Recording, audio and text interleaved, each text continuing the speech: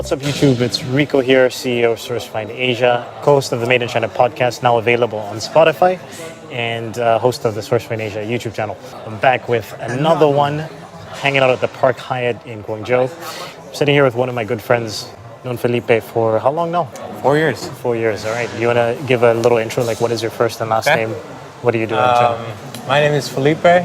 I've been living in China for 6 years now. It's crazy. Yep. I did the math, 6 years. I've been doing here all fashion-related products, to sustainable, to denim, to anything related with fashion, accessories. Whatever you can think about fashion, I've done it and still doing it. Awesome. So in this video, we're going to be talking about Felipe's story, how he came to China, what he's been up to, how he's been so successful at 24 years old? Yeah, 24. I got here when I was 19. All right, cool.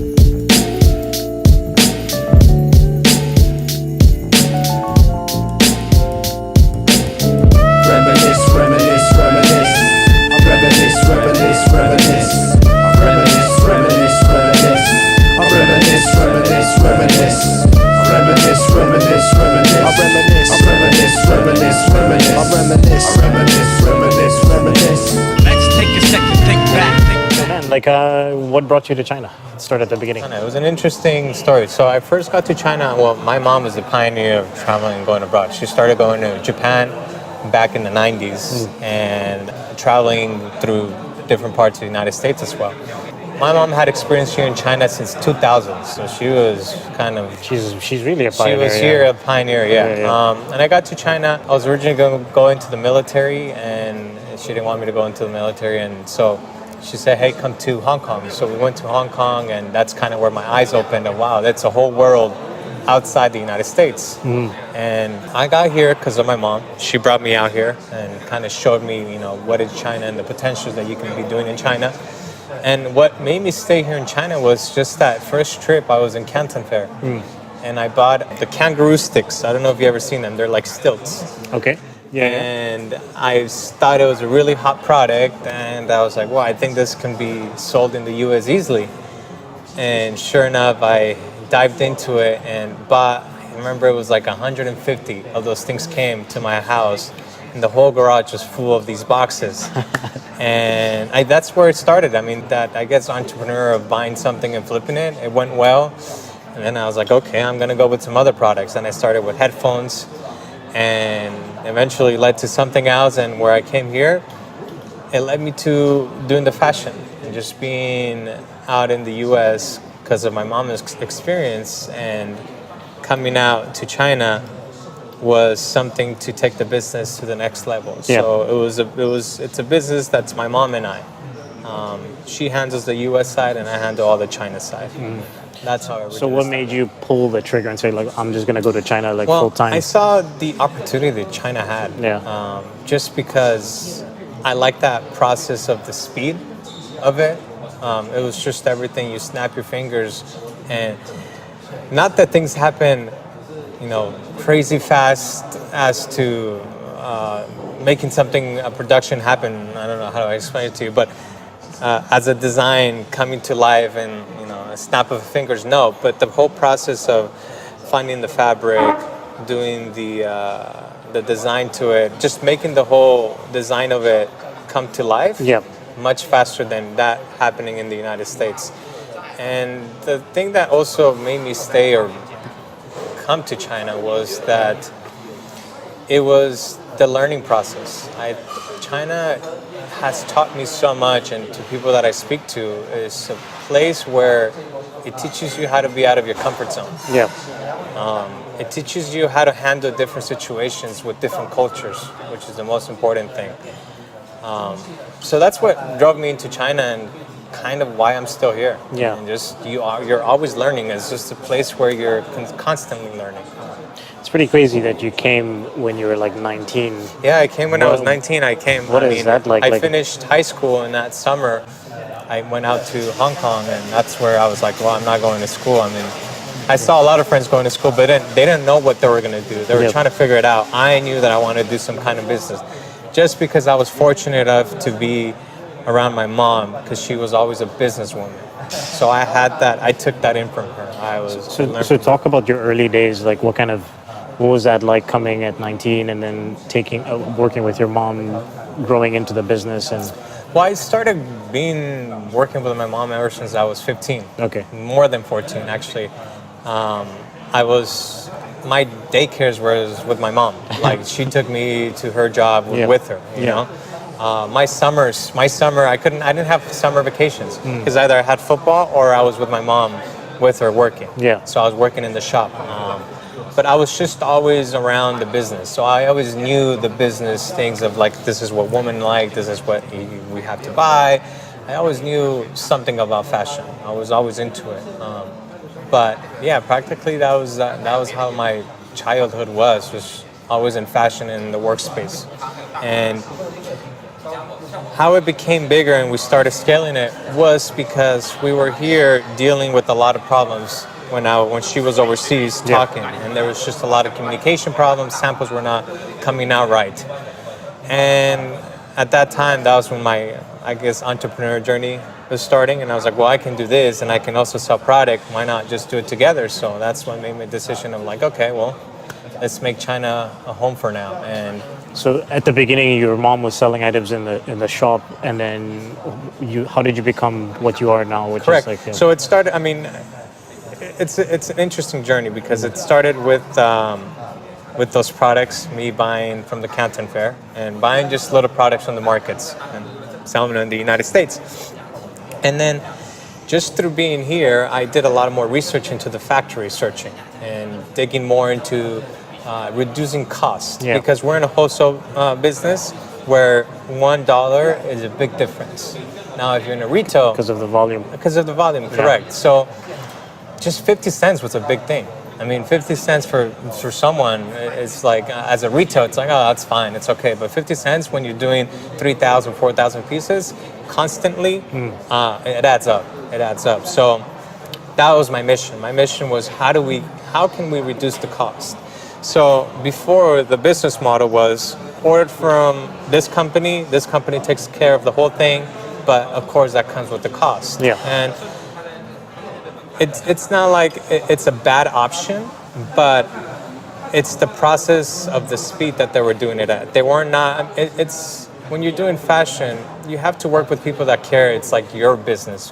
Why? Is because the fabric, for example, if someone chooses a fabric that's speak RMB, if it's 10 RMB, Yeah. right? If it's 10 RMB, that's the trading company finds it, or whatever company it is.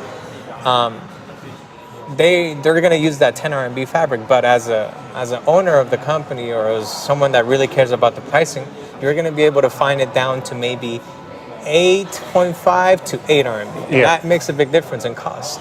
Even with the buttons, as an example, you go to the Chongda, by the way, is the fabric market, one of the biggest in China. Yeah. And that's where most of the fabric comes out of. If you go to the main areas of Chongda market, you're going to find buttons that are, let's say, 2 RMB, correct? But if you go to the hidden places, you're going to find it maybe at 1 RMB. So those are the things that trading companies don't really emphasize on, because that's where you call it the grind. Yeah. That's where you have to walk and actually do the work Yeah. to reduce your cost. But exactly. So what that led to just coming out here and establishing my own trading company and doing manufacturing to a bigger level, and really understanding what the consumer, as to my customer, what they're really looking for into the pricing. And that pricing is really, you can manipulate it based on the quality, of course, and a lot of other components, but mostly it's just about the quality. Got the tea. Was it a poor green mandarin infused herbal tea? Sure. I thought it was a big one. Yeah, I thought it was going to be a big one, but we'll see. All right, cheers. Oh, they say thank you, yeah. So, yeah, I mean, that led me to coming out here, staying in China, and being here permanently. And to this day, we have customers from China, like Macys. We're also doing for a lot of other boutiques down in South America and in North America. So So you would be defined as, obviously you do the manufacture side of things, but you'd be defined as a merchandiser, right? Like, because you also pick out or you merchandise, design. yeah, of course, merchandiser. Yeah. I mean, it's So how did you transition into that? How did you get to a stage where Well, you these see- companies are looking at you and saying, Felipe, we trust your eye? And Well, here's the thing: it's that fashion, it's a trait that you pick up and that you learn through experience. It's not something you go to school and learn it. You know, because fashion is so dynamic. Every year is a new season. Yeah. Every week it's a new collection. Every week is a new fashion trend. So it's more about educating yourself on what it's on trend, what is selling. But most important is identifying the end consumer. And how we do that is when I travel, I try to understand what these women are like. How do they feel? I mean, the new thing for fashion is that 30 is the new 20. And it's so different in different cultures, but it's really more about understanding the type of woman that you're dressing or the type of woman that's going to be having your product.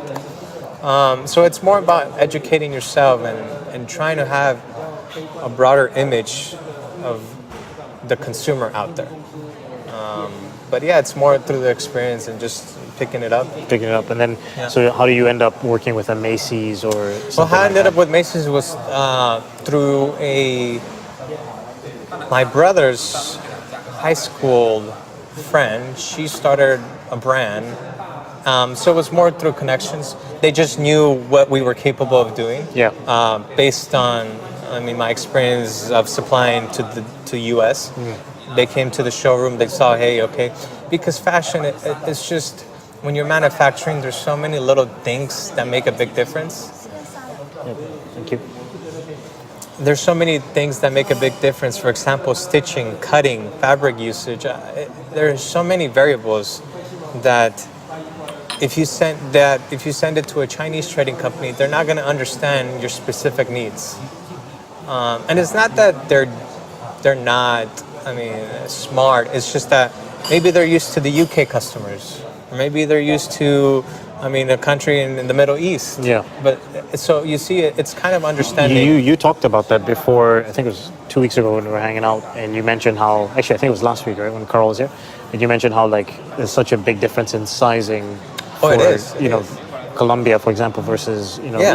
even different states in the US, right? Like, Absolutely, yes. yeah. For example, I'll give you an example. Colombia, you can put gold on a denim pants, and the girls will not wear it because it doesn't fit them well. I mean, for Latin American women in general, they're very picky about making their butt look good. And I think now that, I mean, more of the American and the European women are picking up, like, hey, yeah, I like Thanks. how my body's looking. Thanks to Miley Cyrus for twerking. Yeah, I mean, it's picking up, but if you can do denim for South America, you can do denim for any other country or any other market, just because it's so. You have to know about the spandex consumption. You have to know about how much elastic it is to be able to make a good denim, and that's what for different regions it's different. Now, if I were to give that to a Chinese factory and say, hey, make this denim, they're not going to be able to do it with a good fitting for the South American customer. And that requires a lot of testing and trial and error. I mean, that's kind of part of the business. You do a lot of testing. Talk to me about some of the early mistakes you made when you first started. the Jeez, business. early mistakes I made, man. And how did you recover from them? Early mistakes I made was, first of all, for my customers was just never, and I hear this a lot. A lot of people say, yes, you can do, but make sure that you can do it. Make sure that you can deliver. I had a problem with the production. I was actually denim. It was a certain type of wash, and I didn't think it was going to be that complicated. I was like, yeah, it can be done. But I mean, being me naive at that age, I was like, yeah, okay. Next thing you know, we're by it was a month for the delivery, the time frame. And we were 15 days into the production, and I called the factory. I'm like, hey, like the sample I received, it, it's not what the customer's asking. Was like, yeah, well, we can't do that. It takes a long time because it's a special kind of washing and that requires a certain time. Anyways, that was one mistake about not talking or not really doing my research into the process that the customer was asking. A lot of other mistakes. They refill it for free. That's nice. A lot of other mistakes that I did were time frames, not really knowing, understanding the time frames in China. Some things take longer than others. Yeah. Or you also have to put factoring in holidays and. Holidays is a big thing. Yeah. You also have to prepare a lot for mistakes that happen.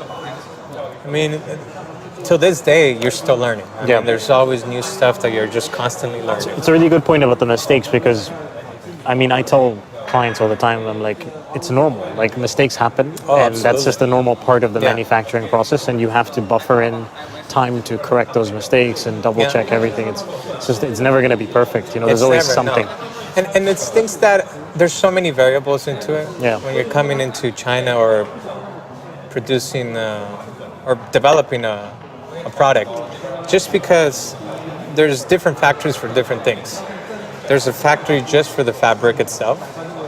There's a special factory for the washing, and then there's the factory that makes the product. I mean, weather can make a big difference.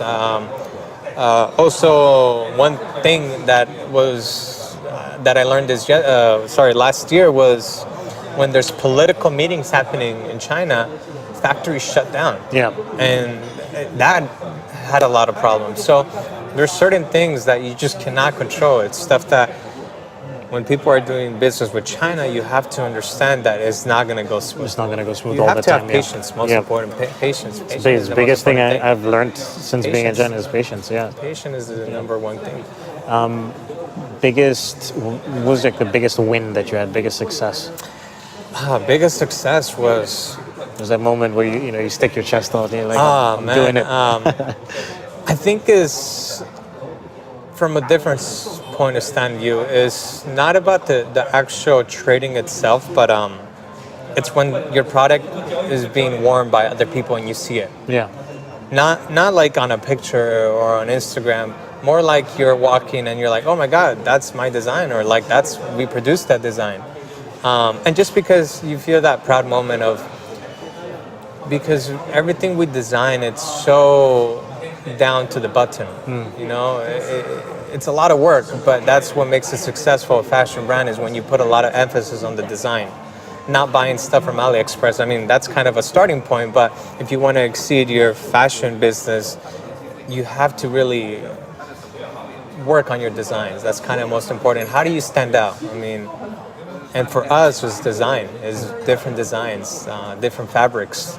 So I guess that's one of the proudest moments. I mean, once you see, and it's still, I mean, I see it and I'm like, wow, this girl's wearing the design. Like, that's pretty cool. Cool. Yeah, I had with one of my first original design clients, I didn't get to see that we're making toys. I didn't get to see the toys in person, but like in the US and Canada, but I watched like unboxing videos of these like 8-year-old kids being like, oh, it's the new. You feel good because it it's was like, something you worked on a lot. 6 months to a year of and then of you work. have it, and then, it's right there. I mean, it interacting starts with with the vision, and then the vision leads to someone accepting it, which is amazing. That's a really good feeling. It's awesome. Yeah. Where do you like? Can you tell me a little bit about how you formed your team, and how are you going to manage that moving forward? Because I know you started talking about working with countries outside of China. Well, I built a team. Kind of funny story, and this is good advice for anybody. I found my talent through companies that I know were doing good. And I just told them, hey, I will not offer you as much as they are, but I can offer you a better working environment. That was my negotiating point. So that's kind of how I was building my team. I was building more my team on a working environment more than actually, hey, I'm going to be paying you more. Yeah. Just because here it's a little bit different. Chinese bosses are very strict, very, very strict, and working hours are absurd. So with me, I mean, we have dinner Fridays or Saturdays. We go out for dinners, or we have where we do activities outside of the office. I'm talking about like going out to the malls and actually being in the fashion field, understanding it. So we're not always in the office. We're doing more outside of stuff, just to get for them a different environment. I'm not. It's And not you're like more flexible. Yeah, I'm more sure, flexible. yeah. You're not also a strict boss where you're making them work until 8 or 9. I mean, unless it's like something as an emergency. But it's not like Chinese for them. It's a common thing. Yeah. Overtime, exceeding overtime. But that's how I build a team, and venturing out, just doing more research, and also there's a lot of developing countries like we're talking about Turkey. Turkey's fabrics are really good. India, I worked with India before, but India's government at that time was not built right. There was still a lot of infrastructure developments that had to be done for a successful business happening in India, as from my experience. But nowadays, it's just with technology and I guess people becoming more, not having a local business, more globally, they're also opening up more of, okay, how do we work with the foreigner countries? So I think that's also helped. I mean, nowadays it's been a little bit easier process than before. Yeah. But yeah, when venturing out with different countries, it's something that it's in my horizon for next year and this year especially. Awesome. So yeah. So that's in terms of scaling your business. That's sort of the plan is to start working with. It's not. It's you could say it's scaling it, but it's more about being unique, being different. Having fabrics from Turkey, it's something different. Yeah. I mean, you mostly see players like Zara, Inditex Group that are doing that to mass production. That's the only players that you see that, or just having products made in Italy, for example. Like in the U.S., very little people are making in Italy. So just kind of staying different, not having only China. And the thing is also China in a way, it's getting harder for factories to handle their workers, and cost is going up in a way. So also kind of being prepared for that wave. Yeah. I think in 5 years, China is not going to be the same. I know it because 4 years ago, it was much cheaper than it is now. And it's getting more expensive and more expensive. So you kind of always have to be prepared. Be prepared for what's coming. Yeah. And that's what I'm preparing myself. Because I see myself being in fashion for a long time. I mean, it's something that's kind of in you, and it's all I've been doing.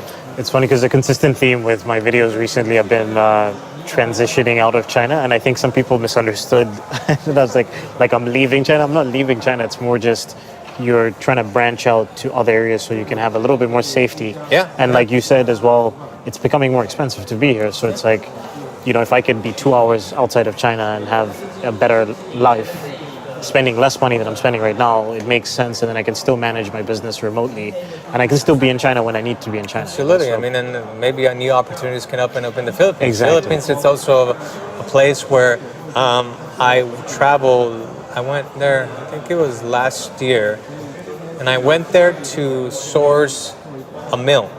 And there were, of course, there's very small fabric mills over there. But from what I've heard is that the more investors or more people are going to the Philippines. Yeah. Just because of the workforce. And even Chinese, like the funny thing is all these factories that are popping up in the Philippines and Vietnam and Thailand, they're owned by Chinese They're people. owned by the Chinese, same factory Taiwanese. guys. Yeah. So there's definitely, I mean, you kind of, once you're in the industry, tap around, look around, educate yourself on what's happening, what's the new trend of the product development, or what's the new technology. I mean, always kind of be educating yourself on what's happening. Okay. But for me, that's been the key. It's, okay, understanding about Italy's economy, understanding how production is in Italy, understanding how Vietnam, I've been to Vietnam multiple times to see production. Just also Philippines, kind of understanding that all the different places around the world. All right. So we're gonna do a podcast, which would be a little bit more deep dive, but Felipe, man, thanks for being on the channel. Thank you. Appreciate it. Thank you. All right. And guys, if you like this kind of content, like, comment, subscribe. See you guys next week.